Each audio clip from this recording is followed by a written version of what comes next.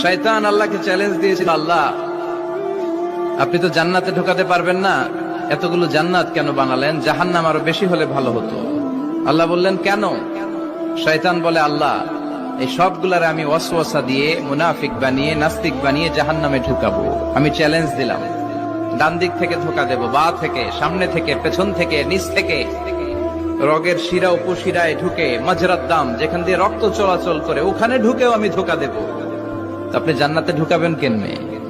আল্লাহ বললেন তুমি আমারও চ্যালেঞ্জ দাও, এত বড় সাহস? ওকে ডান, আই টেক ইউর চ্যালেঞ্জ। আমিও তোমার চ্যালেঞ্জ নিলাম। তুমি আজীবন ধোকা দিবা, আজীবন তুমি গুমরাহ করবা, বেনামাজি বানাবা, জালিম বানাবা। কিন্তু আমার বান্দা কোন তাফসীরুল কোরআনের মাহফিলে এসে অথবা মাঝরাতে ঘুম ভেঙে গেলে তাহাজ্জুদের জায়নামাজে চোখের পানি ছেড়ে যখন ক্ষমা চাইবে, আমি সব গুনাহ মাফ করে দেব, তুই কি করবি?